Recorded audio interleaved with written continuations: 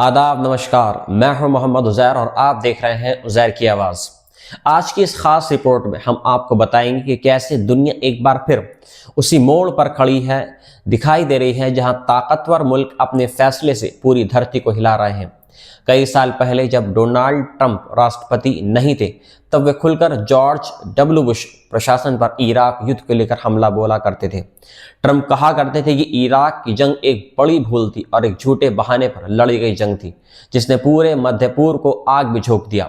लेकिन आज हालात यह है कि अपने दूसरे कार्यकाल में वही ट्रंप एक ऐसे सैन्य अभियान की अगुवाई कर रहे हैं जो इराक की यादें ताज़ा कर देता है।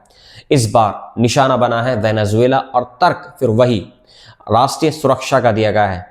कहा गया है कि अमेरिका की सुरक्षा दांव पर है। कहा गया है कि ड्रग्स, नार्को, टेरर और अंतर्राष्ट्रीय अपराध से निपटना जरूरी है, लेकिन जमीन पर तस्वीर कुछ और ही बयान कर रही है।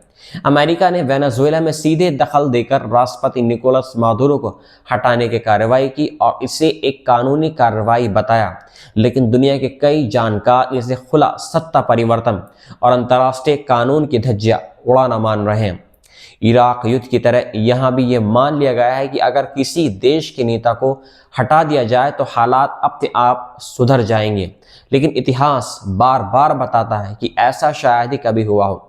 ट्रंप प्रशासन की सबसे बड़ी परेशानी यह है कि वेनेजुएला को लेकर कोई साफ रोड मैप सामने नहीं आया है। प्रेस कॉन्फ्रेंस में बड़े बड़े बयान दिए गए, लेकिन ये नहीं बताया कि अगले दिन क्या होगा। मादुरो के बाद वेनेजुएला कौन चलाएगा? क्या चुनाव होंगे? क्या देश स्थिर रहेगा या फिर अराजकता फैलेगी? इसी भ्रम की हालत में अमेरिका आगे बढ़ता दिख रहा है। इससे पहले अमेरिका जब भी सत्ता परिवर्तन की नीति पर चला, उसने किसी न किसी बड़े वैचारिक फ्रेम का सहारा लिया। कभी मॉन्डे डॉक्ट्रिन के नाम पर, कभी शीत युद्ध में कम्युनिज्म के खिलाफ, कभी आतंकवाद के खिलाफ जंग के नाम पर। लेकिन इस बार ट्रंप खुद ही इस विचारधारा का मजाक उड़ाते नजर आए हैं। उन्होंने मॉन्डे डॉक्ट्रिन का जिक्र किया और फिर उसे एक जोक बना दिया। इससे साफ होता है कि आज की अमेरिकी विदेश नीति किसी गहरी सोच से नहीं, बल्कि तत्कालीन राजनीतिक फायदों से चल रही है। ट्रंप को पता चल गया है कि वह सैन्य ताकत का इस्तेमाल करके भी घरेलू राजनीति में तालियां बटोर सकते हैं। ऐसे दुश्मनों पर हमला करना जो पलटकर जोर से जवाब नहीं दे सकते, उनके समर्थकों को पसंद आता है। किसी बीच इस पूरी कहानी में एक अहम किरदार बनकर उभरे हैं अमेरिकी विदेश मंत्री मार्को रूबियो। सालों से लैटिन अमेरिका में सख्त नीति के समर्थक रहे हैं।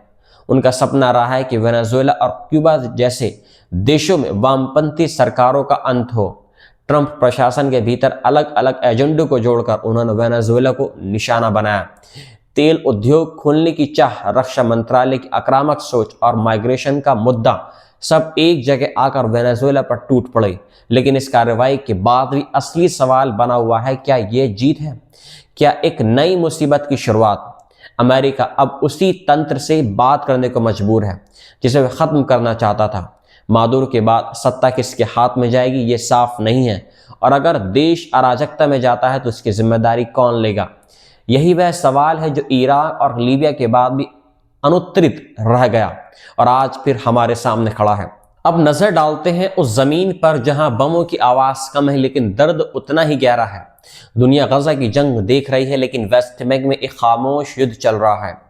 ये युद्ध टैंकों से नहीं, बल्कि सड़कों, चेक पॉइंट्स, दीवारों और कानूनों से लड़ा जा रहा है।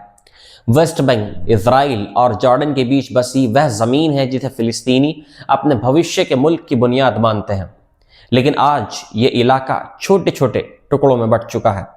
इजरायली सेटलमेंट्स लगातार फैलते जा रहे हैं और फिलिस्तीनी बस्तियां सिकुड़ती जा रही हैं। इजरायली प्रधानमंत्री बेंजामिन नेतन्याहू खुलकर कह चुके हैं कि कभी कोई फिलिस्तीनी देश नहीं बनेगा। ये बयान सिर्फ एक अल्फाज नहीं, बल्कि एक नीति है। माले अदमीम और ईवन जैसे प्रोजेक्ट्स वेस्ट बैंक को बीच से काटने की दिशा में बढ़ रहे हैं। अगर ये प्रोजेक्ट पूरे हुए तो पूर्वी यरूशलेम फिलिस्तीनी इलाकों से पूरी तरह कट जाएगा।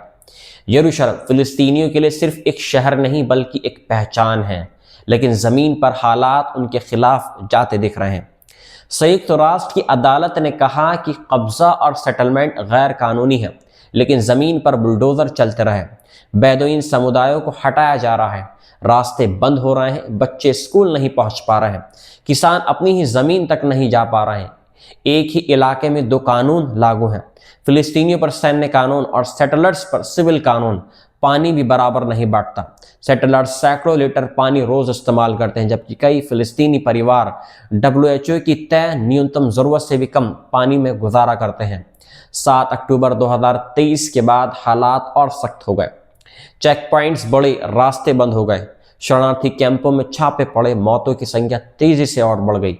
अंतर्राष्ट्रीय राजनीति में कुछ देशों ने फिलिस्तीन को मान्यता दी, लेकिन ज़मीनी हकीकत अब भी वही है। इस पूरी कहानी को अगर जोड़कर देखें तो वेनेजुएला से लेकर वेस्ट बैंक तक एक ही पैटर्न उभरता है।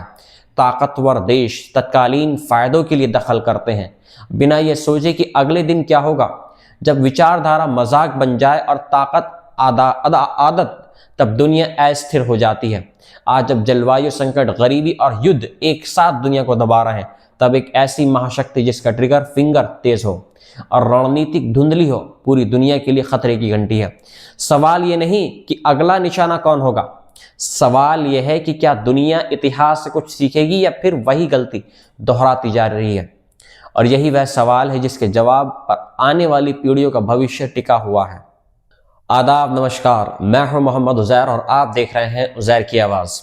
आज की इस खास रिपोर्ट में हम आपको बताएंगे कि कैसे दुनिया एक बार फिर उसी मोड़ पर खड़ी है, दिखाई दे रही है, जहां ताकतवर मुल्क अपने फैसले से पूरी धरती को हिला रहे हैं। कई साल पहले जब डोनाल्ड ट्रंप राष्ट्रपति नहीं थे, तब वे खुलकर जॉर्ज W. बुश प्रशासन पर इराक युद्ध को लेकर हमला बोला करते थे। ट्रंप कहा करते थे कि इराक की जंग एक बड़ी भूल थी और एक झूठे बहाने पर लड़ी गई जंग थी, जिसने पूरे मध्य पूर्व को आग में झोंक दिया। लेकिन आज हालात यह है कि अपने दूसरे कार्यकाल में वही ट्रंप एक ऐसे सैन्य अभियान की अगुवाई कर रहे हैं जो इराक की यादें ताज़ा कर देता है। इस बार निशाना बना है वेनेजुएला और तर्क फिर वही राष्ट्रीय सुरक्षा का दिया गया है। कहा गया है कि अमेरिका की सुरक्षा दांव पर है। कहा गया है कि ड्रग्स, नार्को, टेरर और अंतर्राष्ट्रीय अपराध से निपटना जरूरी है, लेकिन जमीन पर तस्वीर कुछ और ही बयान कर रही है। अमेरिका ने वेनेजुएला में सीधे दखल देकर राष्ट्रपति निकोलस मादुरो को हटाने की कार्रवाई की और इसे एक कानूनी कार्रवाई बताया, लेकिन दुनिया के कई जानकार इसे खुला सत्ता परिवर्तन और अंतर्राष्ट्रीय कानून की धज्जियां उड़ाना मान रहे हैं। इराक युद्ध की तरह यहाँ भी ये मान लिया गया है कि अगर किसी देश के नेता को हटा दिया जाए तो हालात अपने आप सुधर जाएंगे, लेकिन इतिहास बार बार बताता है कि ऐसा शायद ही कभी हुआ हो। ट्रंप प्रशासन की सबसे बड़ी परेशानी यह है कि वेनेजुएला को लेकर कोई साफ रोड मैप सामने नहीं आया है। प्रेस कॉन्फ्रेंस में बड़े बड़े बयान दिए गए, लेकिन ये नहीं बताया कि अगले दिन क्या होगा। मादुरो के बाद वेनेजुएला कौन चलाएगा? क्या चुनाव होंगे? क्या देश स्थिर रहेगा या फिर अराजकता फैलेगी? इसी भ्रम की हालत में अमेरिका आगे बढ़ता दिख रहा है। इससे पहले अमेरिका जब भी सत्ता परिवर्तन की नीति पर चला, उसने किसी न किसी बड़े वैचारिक फ्रेम का सहारा लिया। कभी मॉन्डे डॉक्ट्रिन के नाम पर, कभी शीत युद्ध में कम्युनिज्म के खिलाफ, कभी आतंकवाद के खिलाफ जंग के नाम पर। लेकिन इस बार ट्रंप खुद ही इस विचारधारा का मजाक उड़ाते नजर आए हैं। उन्होंने मॉन्डे डॉक्ट्रिन का जिक्र किया और फिर उसे एक जोक बना दिया। इससे साफ होता है कि आज की अमेरिकी विदेश नीति किसी गहरी सोच से नहीं, बल्कि तत्कालीन राजनीतिक फायदों से चल रही है। ट्रंप को पता चल गया है कि वह सैन्य ताकत का इस्तेमाल करके भी घरेलू राजनीति में तालियां बटोर सकते हैं। ऐसे दुश्मनों पर हमला करना जो पलटकर जोर से जवाब नहीं दे सकते, उनके समर्थकों को पसंद आता है। इसी बीच इस पूरी कहानी में एक अहम किरदार बनकर उभरे हैं अमेरिकी विदेश मंत्री मार्को रूबियो। सालों से लैटिन अमेरिका में सख्त नीति के समर्थक रहे हैं। उनका सपना रहा है कि वेनेजुएला और क्यूबा जैसे देशों में वामपंथी सरकारों का अंत हो। ट्रंप प्रशासन के भीतर अलग अलग एजेंडों को जोड़कर उन्होंने वेनेजुएला को निशाना बनाया। तेल उद्योग खोलने की चाह, रक्षा मंत्रालय की आक्रामक सोच और माइग्रेशन का मुद्दा सब एक जगह आकर वेनेजुएला पर टूट पड़े। लेकिन इस कार्रवाई के बाद भी असली सवाल बना हुआ है, क्या ये जीत है? क्या एक नई मुसीबत की शुरुआत? अमेरिका अब उसी तंत्र से बात करने को मजबूर है जिसे वह खत्म करना चाहता था। मादुरो के बाद सत्ता किसके हाथ में जाएगी ये साफ नहीं है, और अगर देश अराजकता में जाता है तो इसकी जिम्मेदारी कौन लेगा। यही वह सवाल है जो इराक और लीबिया के बाद भी अनुत्तरित रह गया और आज फिर हमारे सामने खड़ा है। अब नजर डालते हैं उस जमीन पर जहां बमों की आवाज कम है लेकिन दर्द उतना ही गहरा है। दुनिया गजा की जंग देख रही है लेकिन वेस्ट बैंक में एक खामोश युद्ध चल रहा है। ये युद्ध टैंकों से नहीं बल्कि सड़कों, चेक पॉइंट्स, दीवारों और कानूनों से लड़ा जा रहा है। वेस्ट बैंक इजराइल और जॉर्डन के बीच बसी वह जमीन है जिसे फिलिस्तीनी अपने भविष्य के मुल्क की बुनियाद मानते हैं, लेकिन आज ये इलाका छोटे छोटे टुकड़ों में बंट चुका है। इजरायली सेटलमेंट्स लगातार फैलते जा रहे हैं और फिलिस्तीनी बस्तियां सिकुड़ती जा रही हैं। इजरायली प्रधानमंत्री बेंजामिन नेतन्याहू खुलकर कह चुके हैं कि कभी कोई फिलिस्तीनी देश नहीं बनेगा। ये बयान सिर्फ एक अल्फाज नहीं बल्कि एक नीति है। माले अदमीम और ईवन जैसे प्रोजेक्ट्स वेस्ट बैंक को बीच से काटने की दिशा में बढ़ रहे हैं। अगर ये प्रोजेक्ट पूरे हुए तो पूर्वी यरूशलेम फिलिस्तीनी इलाकों से पूरी तरह कट जाएगा।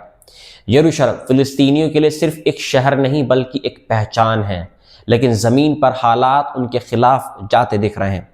संयुक्त राष्ट्र की अदालत ने कहा कि कब्जा और सेटलमेंट गैर कानूनी है, लेकिन ज़मीन पर बुलडोज़र चलते रहे। बेदुइन समुदायों को हटाया जा रहा है, रास्ते बंद हो रहे हैं, बच्चे स्कूल नहीं पहुंच पा रहे हैं, किसान अपनी ही ज़मीन तक नहीं जा पा रहे हैं।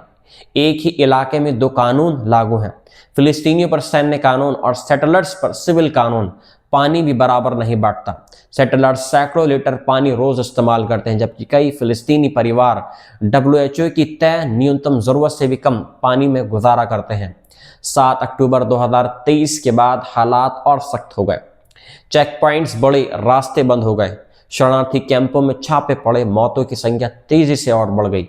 अंतर्राष्ट्रीय राजनीति में कुछ देशों ने फिलिस्तीन को मान्यता दी, लेकिन जमीनी हकीकत अब भी वही है। इस पूरी कहानी को अगर जोड़कर देखें तो वेनेजुएला से लेकर वेस्ट बैंक तक एक ही पैटर्न उभरता है।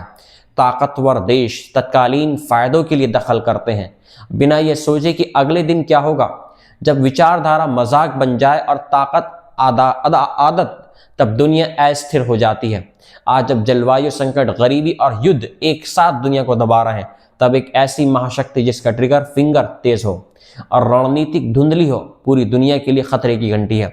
सवाल ये नहीं कि अगला निशाना कौन होगा, सवाल यह है कि क्या दुनिया इतिहास से कुछ सीखेगी या फिर वही गलती दोहराती जा रही है। और यही वह सवाल है जिसके जवाब पर आने वाली पीढ़ियों का भविष्य टिका हुआ है।